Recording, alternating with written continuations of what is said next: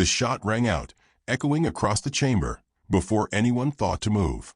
It was a clean, merciless sound, final and hollow. The boy had been laughing a heartbeat earlier, a sound too bright for the polished marble of the Galactic Council Hall. That laughter was cut short, silenced by the pulse of an alien rifle. He crumpled without ceremony, a tangle of limbs and youth, sprawled upon the shining floor meant for treaties, not corpses. Jonathan Hale did not scream. He did not lunge. He did not so much as blink as the warmth of his son's blood spread across the white tiles, creeping outward like an ink spill beneath the gazes of 100 alien dignitaries. In the eternal second that followed, the chamber waited for grief, rage, denial, any of the primitive displays that lesser beings would call natural. Instead, the man simply breathed, slowly, evenly, his face smoothed into a stillness that unsettled more than any outburst could have. The guard who had fired adjusted his stance, a reptilian brute with scaled hands tightening on the weapon. His orders had been whispered from a dais, a curt nod from one of the council's senior voices. Teach them humility. And so he had, with a trigger pull. His eyes now flickered uneasily, for the human before him did not weep as expected.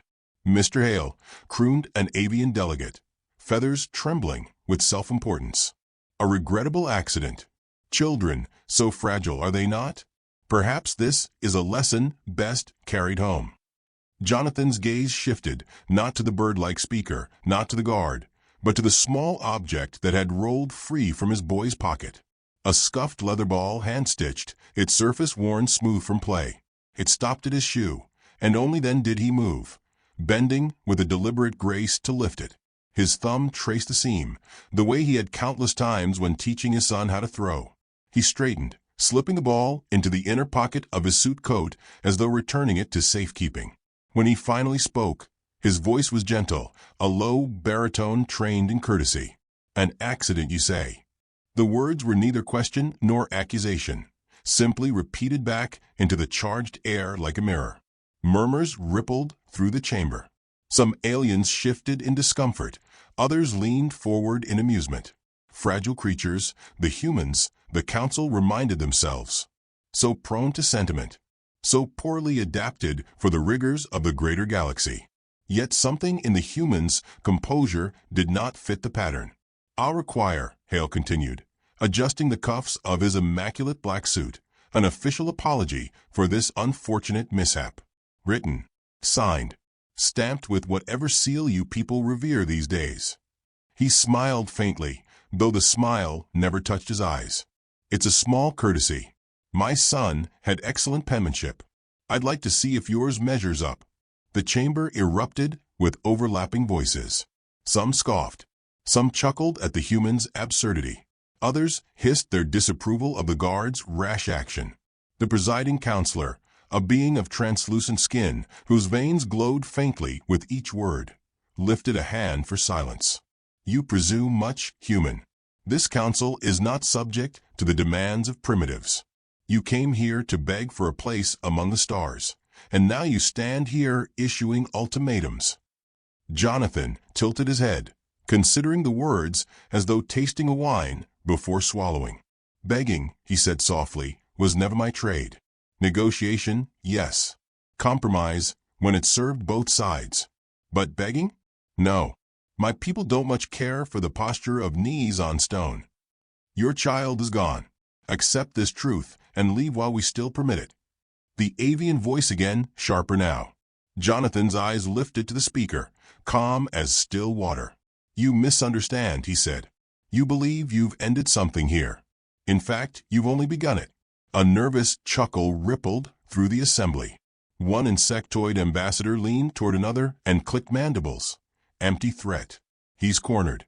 But the crystalline elder at the far end of the chamber, a figure who had watched empires rise and die with geological patience, shifted uneasily. Its body emitted a faint hum, a resonance of warning. Be wary, it murmured to no one in particular. The silence of a predator is not peace. It is calculation. Jonathan clasped his hands loosely behind his back, posture relaxed, as if he were standing at the edge of a porch back on Earth, watching a sunset. He even rocked on his heels, a small habit that would have seemed endearingly human were it not for the blood cooling at his feet. "I'll give you time," he said finally. "Draft your apology. Choose your words carefully. I'll be patient for a little while." With that, he turned. Each step of his polished shoes echoed across the vast chamber, a hollow metronome marking the uneasy silence left behind. No one stopped him. No one dared. The door hissed open at his approach, spilling pale light across his retreating figure, and then closed again, leaving the council in thick, uneasy air. For a long time, no one spoke. Then the reptilian guard shifted his grip on the rifle and muttered, "Why didn't he break?" "Because," thought the crystalline elder as its body vibrated with unease, "some things are not meant to break. Some things bend, coil, and wait." Jonathan walked the long corridor beyond the chamber with the measured stride of a man late for dinner, but unwilling to rush. His son's baseball pressed a steady weight against his chest, each step driving the truth deeper. The boy was gone. A father's heart screamed for grief, but the soldier's mind, long buried under the diplomat's smile, clicked into motion with the precision of a lock opening. He passed ornate windows that overlooked the capital's sprawl of alien architecture. Towers spiraled in impossible geometries, colors too bright for human eyes. He saw none of it. Instead, he remembered a different skyline, one of steel and glass and neon signs buzzing against a summer night. His son had begged to see this foreign world, to taste its markets, to walk its streets. Jonathan had promised safety, and now safety lay bleeding on the council floor. He paused at a viewport, letting the artificial sunlight glare against his reflection. A tall man, broad-shouldered, hair trimmed with military neatness. His tie slightly loosened, as though he had just stepped out of a late meeting. Nothing remarkable, until one looked into the eyes. There, the diplomat's warmth thinned to reveal something colder, older, patient as winter. The eyes of a man who had once walked through 1,000 corpses and kept walking. Behind him, the chamber still buzzed with argument, confusion, mockery. Ahead of him stretched silence, a silence that would not remain empty for long. He touched the baseball in his pocket, a father's gesture, a soldier's promise. And when at last he spoke, his voice was no longer meant for the council, but for himself, low and steady as steel. "That was your first mistake." The corridor swallowed his words, carrying them into the vast machinery of the city, a whisper soon to become a storm. The council chamber emptied like a carcass after scavengers had feasted. Delegates drifted away in clusters, muttering in tongues of feathers, chitin, and steel. Yet the echoes of the shot remained, hanging in the vaulted air. A boy's death in such a hall was not easily forgotten, though many tried already to bury it under ceremony and protocol. Rumor moved faster than light. Within an hour, the story had rippled across the capital. A human child felled by council order or accident or provocation, depending on which whisper one chose to believe. By the second hour, taverns buzzed with theories. By the third, entire species debated what the curious ape from Seoul would do next. Some laughed over their drinks. Certain humans would fold, grovel, or flee.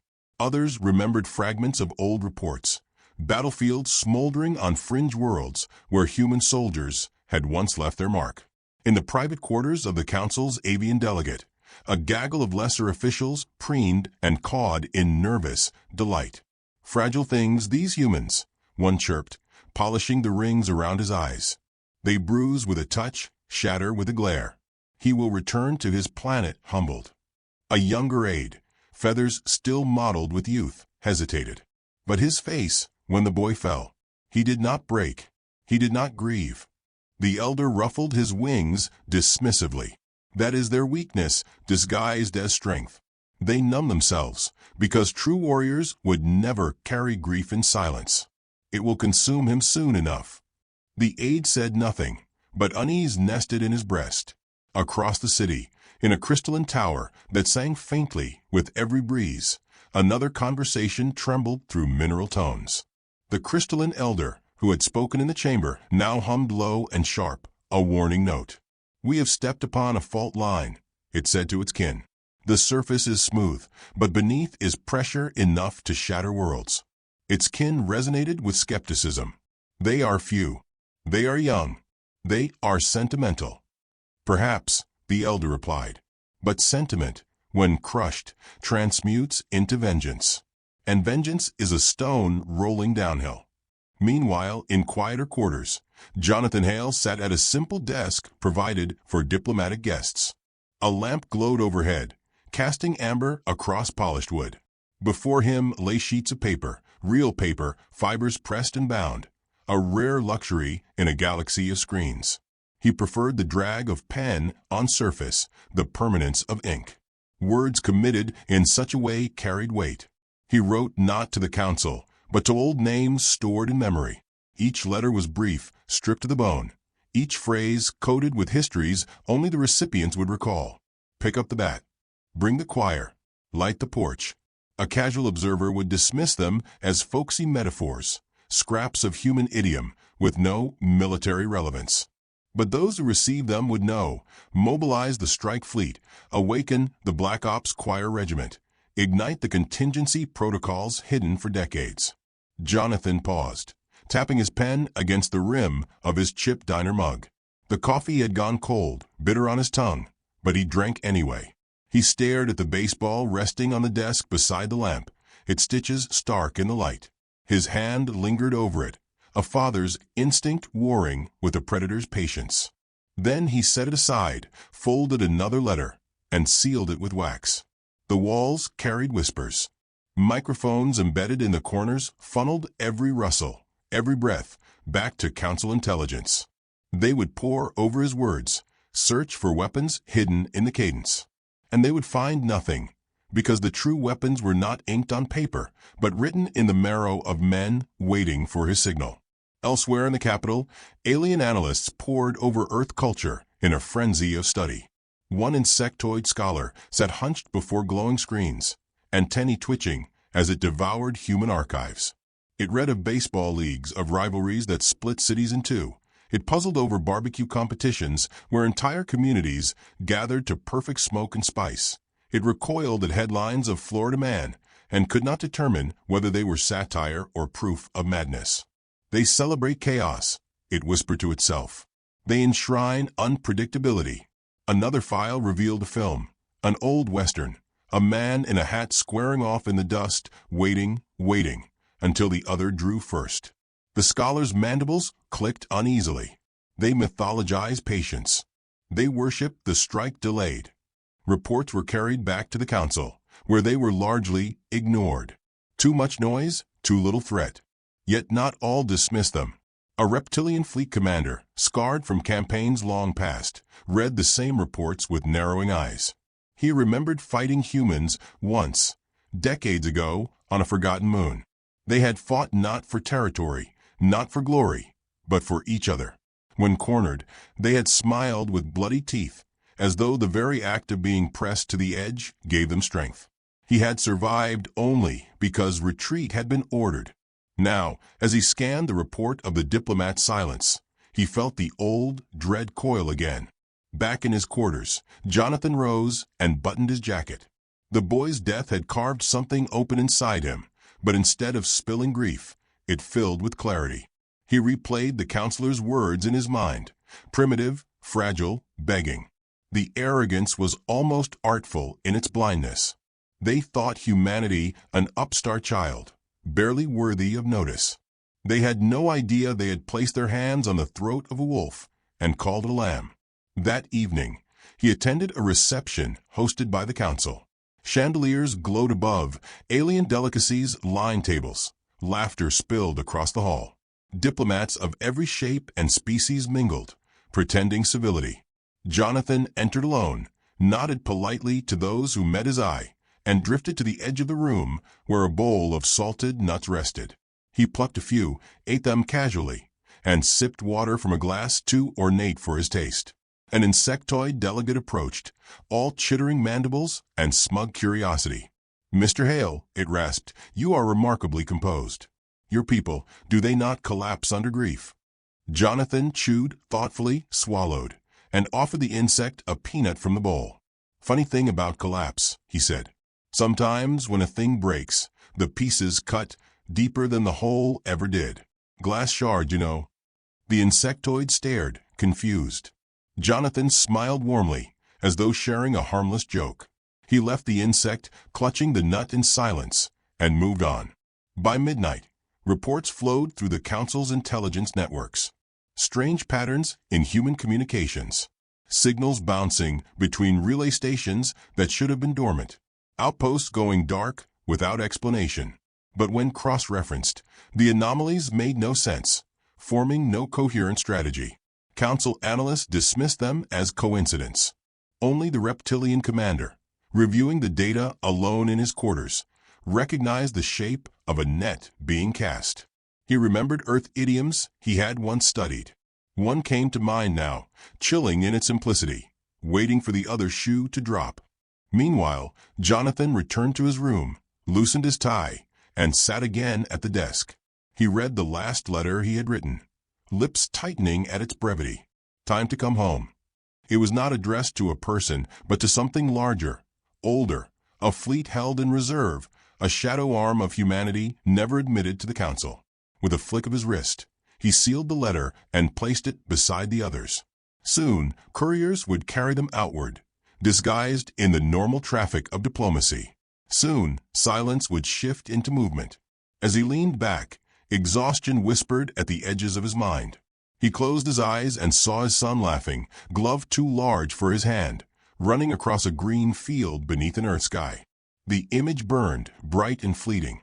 He opened his eyes again to the sterile walls of alien stone. The contrast was enough to stiffen his spine.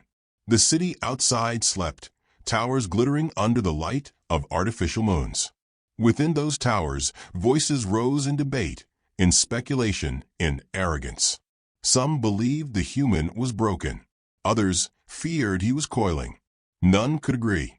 And in the darkness of his quarters, Jonathan whispered a truth no one yet understood, a vow carried only by the cold air. You've mistaken my patience for peace. That's your second mistake. At that moment, on the farthest edge of the system, a human transmission slipped past Council filters. It carried no coordinates, no orders, no code.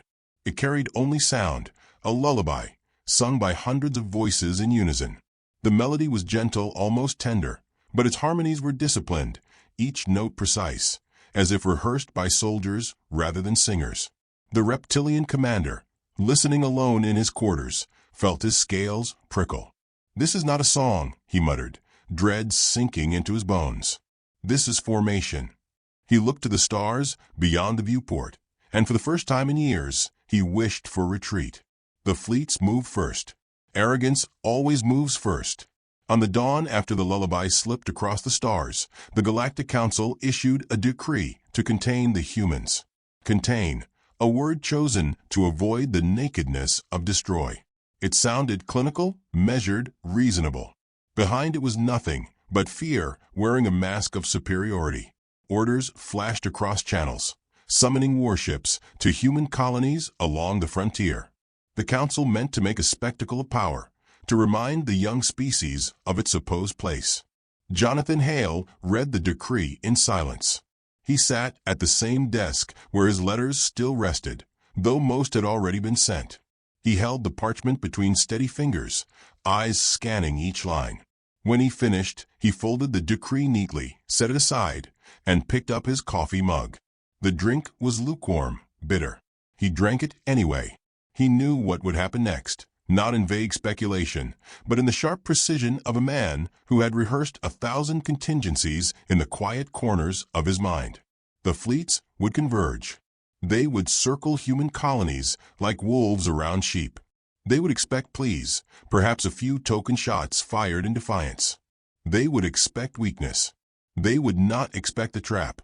Beyond the Council's perception, humanity's ships had long been shadows at the edge of maps, humble and underestimated. Their hulls lacked the gleaming sophistication of Council craft. Their engines seemed crude. But Hale knew the truth. What looked like primitiveness was disguise.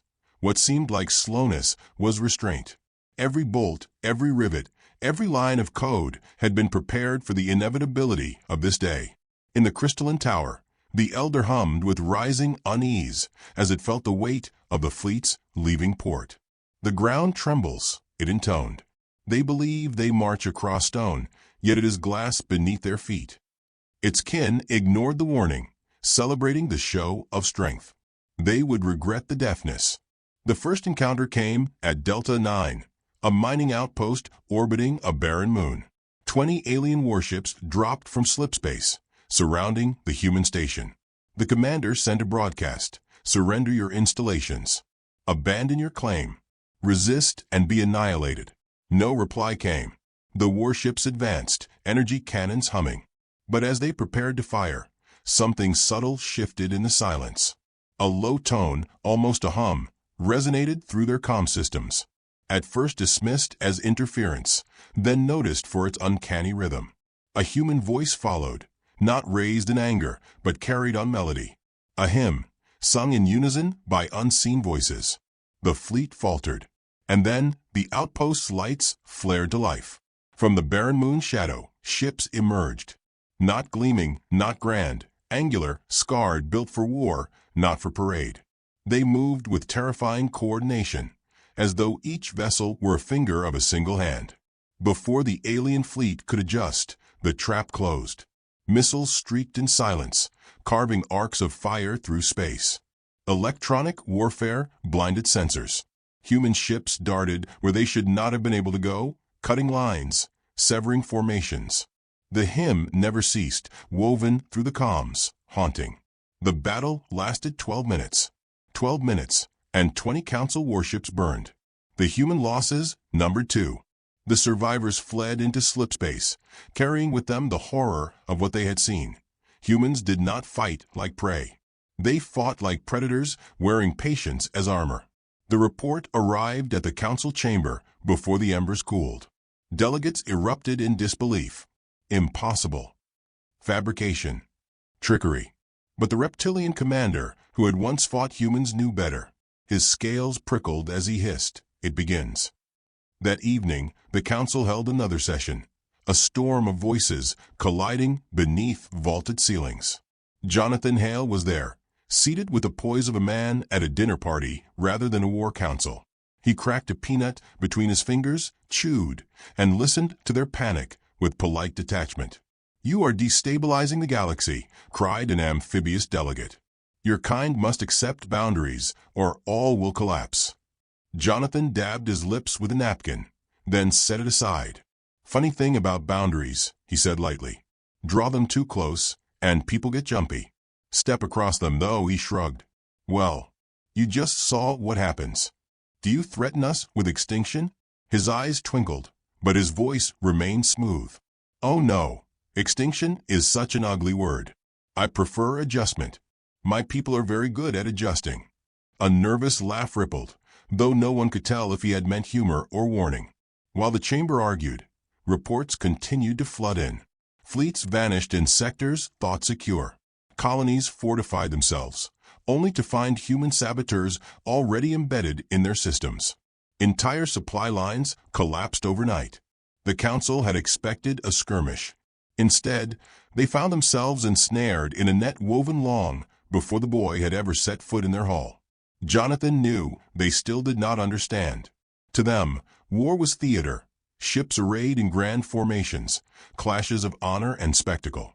To humans, war was a hunt. It was ambush, deception, patience. He had taught this truth to enemies before, and now he would teach it again. On the third day, another fleet launched toward the Terran colony of Elysium 3, confident they would crush the settlement quickly. When they arrived, the colony appeared undefended. Fields stretched golden under twin suns. Children played in meadows. Farmers waved from their work. The fleet advanced, confused by the lack of resistance. Then the fields split open. Silos revealed missile arrays disguised as barns. The children were not children at all, but drones broadcasting false signals. The farmers' waves were decoys triggering hidden batteries. In a single moment, the pastoral calm became a battlefield. The human colonists, ordinary men and women with rifles older than the council's archives, fought with a fury that stunned the invaders. When the dust settled, Elysium 3 still stood. The alien fleet did not. Jonathan received the report with a nod, as though nothing more than a grocery list had been read aloud. He sat at his desk once again, drafting notes in the same careful hand. "Politeness matters," he murmured, sealing each with wax. Even when declaring war. Back in the capital, fear began to fester. Markets wavered. Traders whispered of human sabotage. Entire sectors braced against shadows they could not find. And still the council quarreled, clinging to arrogance like a drowning man clings to a stone. Jonathan attended their sessions faithfully, listening more than speaking. When he did speak, it was with the same courteous tone that unsettled them more than fury ever could. "I asked for an apology," he reminded them one evening, voice soft as velvet. "You gave me a decree of containment. Perhaps you've misjudged the exchange." The crystalline elder trembled with resonance. "You are not here as a diplomat," it said. Its voice rang like struck glass, clear and cutting. "You are here as a herald." Jonathan inclined his head, acknowledging truth without confirming it. Across the galaxy, human fleets struck again and again. They did not seek territory. They sought humiliation, dismantling the Council's aura of invulnerability piece by piece. They struck fuel depots, communication hubs, strategic choke points. And always, they vanished into silence before counterattack could arrive. The reptilian commander convened his officers in secret. "You do not understand this species," he told them, claws scraping the table. "They fight with their entire history behind them. Every scar, every song, every grave. You killed a child, and now you face not a soldier, not a fleet, but a civilization that refuses to forget." Meanwhile, Jonathan walked the marble corridors of the council palace, his polished shoes echoing with calm certainty. Guards watched him pass with unease, their hands twitching toward weapons. Yet he carried no visible threat, only the weight of inevitability. He paused once before a grand mural depicting the council's long reign, planets bending knee, species pledging loyalty. He studied it with faint amusement. "Funny thing about murals," he murmured. "They never age well when the walls come down." On the 7th day, the trap revealed its scale. Not a single battle, not a single colony, but across the breadth of council space, coordinated strikes erupted. Stations blinked out. Fleets were swallowed whole. Sleeper cells long thought assimilated rose in sudden violence. Humanity had not improvised this war. It had prepared it, cultivated it, waited with the patience of stone. The council realized too late. The human diplomat had not been caught off guard. They had been baited. In the council chamber, pandemonium reigned. Delegates shouted, demanded explanations, hurled accusations. Through it all, Jonathan sat at the edge of the dais, calm, sipping coffee from his chipped mug. He set it down carefully, adjusted his tie, and stood. "My friends," he said warmly, as if addressing neighbors at a town hall, "you've mistaken our courtesy for weakness. You've mistaken our smiles for surrender." But I'm afraid his eyes hardened, diplomat's mask falling away for the briefest moment. "You've run out of mistakes." The chamber fell silent. For the first time, the council saw him not as a man, but as consequence given form. And then every display screen lit at once. Across the chamber walls, grainy feeds flickered into life. Alien fleets burning, council worlds falling, human banners rising. It was not the future. It was already happening. Jonathan's gaze swept the chamber, voice calm as ever. "I told you I would be patient. I never said I'd be merciful." The capital burned before the council could admit the word. To call it a skirmish would have been convenient. To call it an incident would have softened its edges.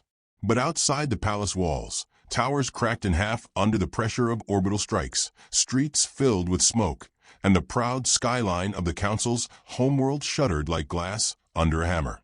Sirens moaned through alien avenues. The scents of ozone, ash, and blood mingled into something neither species nor stone could ignore. Jonathan Hale walked through the palace corridors as though late for an appointment, his polished shoes clicking against the marble. The air quaked with distant detonations, each tremor sending dust from vaulted ceilings to scatter across his shoulders. He brushed it off, casually. To the guards who stood stiff along his path, his calmness was more unsettling than the battles outside. Some gripped their weapons tighter. Some looked away. A few whispered into comms, their voices cracking. None stepped forward to stop him. Behind him trailed a small unit, no more than 5, dressed in the understated attire of aides. To an untrained eye, they looked like clerks or secretaries. To those who knew better, they were soldiers. Mara Quinn with her hair tied back, eyes sharp as razors. Ortiz, broad and silent, his steps heavy as anvils. Bishop, thin and meticulous, fingers twitching with the memory of triggers. 2 more shadows, who had once lived under 1,000 code names. They moved as if the corridor belonged to them, their presence woven into Hale's rhythm, quiet and inevitable. The council chamber lay ahead. Its doors loomed wide, etched with symbols of dominance, unity, eternity. Jonathan paused at the threshold, loosening his tie a fraction, as if to breathe easier.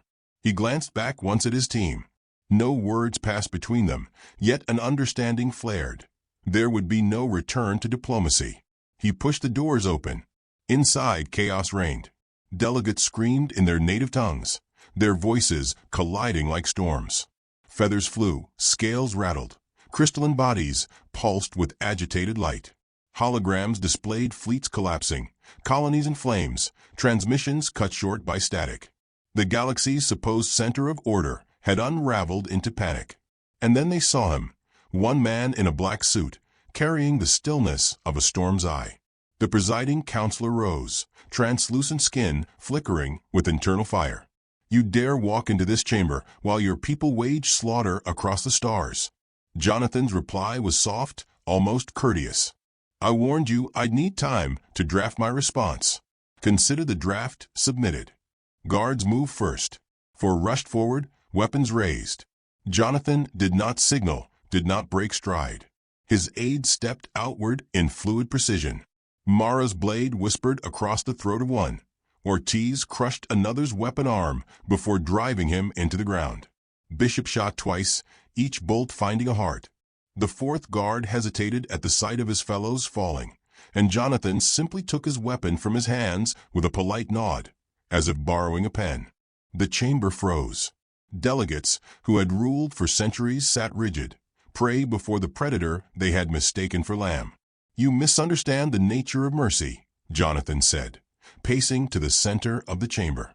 He set the confiscated rifle on the dais, as one might place an unwanted centerpiece. Mercy is not weakness. Mercy is a choice. You took from me the one soul who gave meaning to patience. So now I choose otherwise. The crystalline elder hummed, its resonance sharp as alarm bells. You were never a diplomat. You were always a blade. Jonathan turned to it, eyes cold as winter rivers. No, I was a father who wore the mask of diplomacy. You tore that mask away. What stands before you now is consequence. Ortiz and Bishop secured the chamber doors, sealing them shut. Outside, more explosions shook the city. Inside, Jonathan reached into his coat and drew forth the small, scuffed baseball. Its stitches glowed faintly under the chamber's artificial light. He rolled it across the council table, where it wobbled, bumped, and came to rest before the presiding counselor. This, Jonathan whispered, is your apology. The presiding counselor's glow flickered. You cannot undo the council with toys and threats. Jonathan's smile was almost kind.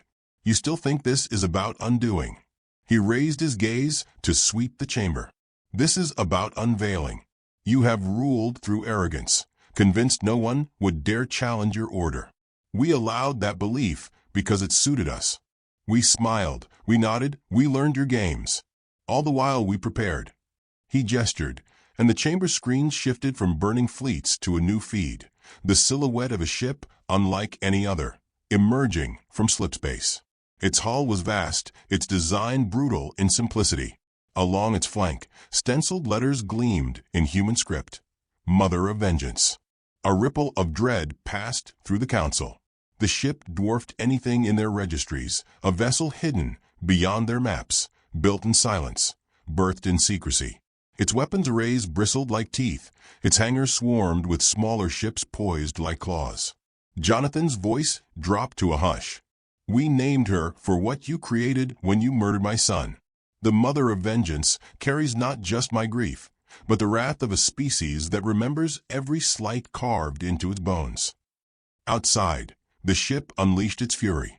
Beams of white fire lanced downward, not upon civilians, but upon the bastions of Council military power.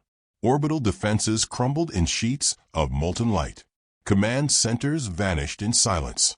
In moments, the Council's greatest world became defenseless, its strength hollowed from within. Panic swept the delegates. Some begged, some cursed, some whispered prayers to gods who would not answer. Jonathan raised a hand, silencing them. "You believe yourselves wise," he said. "Yet you never studied us, not truly. You laughed at our chaos, our oddities, our songs, and our games. You saw only madness where there was strategy. You mocked our fragility while we sharpened it into steel. And when you killed a child to humble us, you invited a reckoning you cannot escape." Mara stepped forward, her blade glinting. "Say the word," she murmured. Jonathan shook his head. "Not yet." His gaze lingered on the counselors, weighing each one. "Slaughter here would be too simple. You must live long enough to witness your reigns collapse, to see every banner you raised torn down by hands you once called primitive." The crystalline elder trembled, shards vibrating in despair. "Then what are you if not conquerors?" Jonathan's eyes, hollow and burning, locked onto the elder's facets. "We are what comes after conquest. We are the hand that writes history in the silence of graves. We are humanity, and we do not beg." The chamber fell silent, but for the distant roar of the ship's bombardment. Jonathan pocketed the baseball again, its weight a reminder and a promise. He turned to leave, his aides falling into step. At the threshold, he paused. His voice carried across the chamber one last time. America had a phrase, "Don't poke the bear." You didn't just poke it. You set fire to its den. He stepped into the corridor, doors sealing behind him with a thunderous finality. Outside, the palace trembled under another strike. Above, the mother of vengeance loomed, her shadow cast across the world like judgment itself. And for the first time in recorded history, the Galactic Council sat in silence, not rulers, but condemned.